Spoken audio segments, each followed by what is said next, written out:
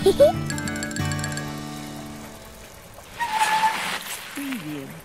Bayu, itu apa?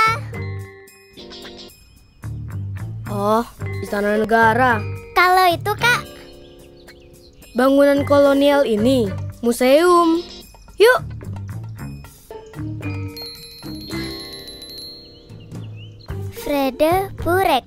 Vredeburg. Kalau ke Jogja, wajib kita ke Museum Benteng Vredeburg agar kita tahu banyak tentang sejarah negara Indonesia. Dulu, aku langsung jatuh cinta dengan museum ini. Wah, keren banget Kak Bayu. Yuk, aku kenalin sama Pak Pandu. Halo Pak Pandu, apa kabar? Aku Bayu, cucu nenek dari Jakarta yang sering kesini beberapa tahun yang lalu, Pak. Yang Pak Pandu ajak berkeliling museum itu loh. Oh ya, kamu yang ingin pakai sorjan sama belangkon itu ya? Hehe, masih inget aja Pak Pandu tuh. Sudah gede kamu, nak. Kabar saya baik. Lah, lalu ini siapa? Nenek? Nenek kok jadi muda? Ini Sekar, sepupu dari Kalimantan. Kita bersepeda menikmati Jogja Selasa Wage. Tadi Sekar penasaran dengan bangunan ini Pak Pandu. Oh, harus itu. Nah, dulu sekali pada tahun 1760 atas permintaan Belanda, Sultan Hamengkubuwono pertama membangun sebuah benteng yang sederhana berbentuk bujur sangkar. Kemudian penyempurnaan bangunan menjadi beton melalui 2 tahap, yaitu pada tahun 1765 dan pada tahun 1767.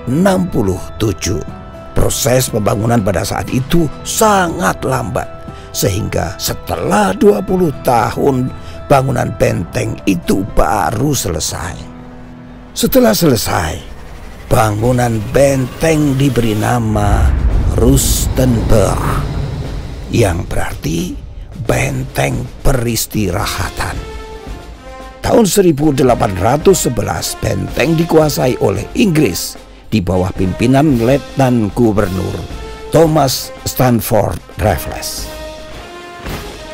Namun, dalam waktu yang sangat singkat, tepatnya selama 5 tahun, Belanda dapat mengambil alih kembali. Pada tahun 1867 di Yogyakarta, terjadi gempa yang sangat dahsyat, sehingga merobohkan sebagian besar bangunan benteng Rustenburg. Wah, gimana nih Pak Pandu? Iya, gimana ini? Tenang saja. Setelah itu bangunan benteng Rustenburg diperbaiki dan berganti nama menjadi Benteng Vredeburg, yang berarti benteng perdamaian. Nah, nama ini diambil dari hubungan antara Kesultanan Yogyakarta dengan pihak Belanda yang tidak saling menyerang pada waktu itu. Kemudian, setelah Belanda menyerah kepada Jepang pada tahun 1942, benteng dijadikan markas dan tempat penahanan oleh Jepang. Maksudnya penjara ya Pak Pandu? Ya, betul nak. Wah. Nah, pada masa kemerdekaan, penanganan benteng Vredeburg diserahkan kepada instansi militer Indonesia.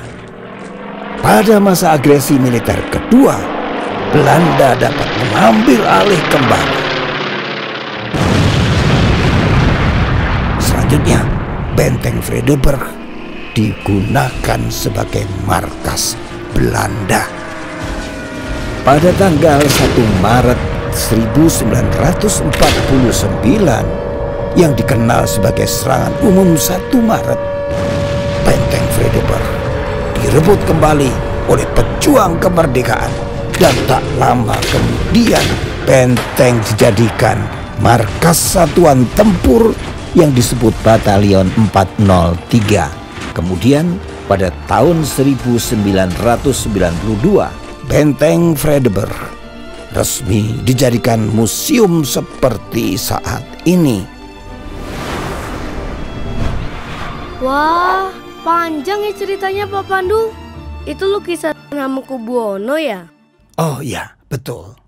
Itu Sri Sultan Hamengkubuwono ke-9 dan Dr. Daud Yusuf. Dua tokoh di balik penetapan Benteng Vredeburg untuk dijadikan museum.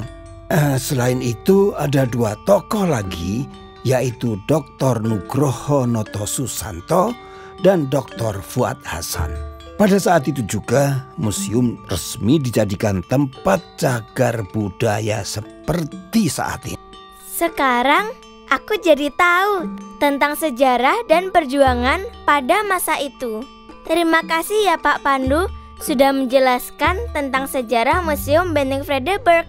Iya Pak Pandu, terima kasih banyak ya Pak. Sama-sama nak. Kalian sebagai generasi penerus harus banyak belajar tentang sejarah ya. Siap Pak Pandu. Ayo.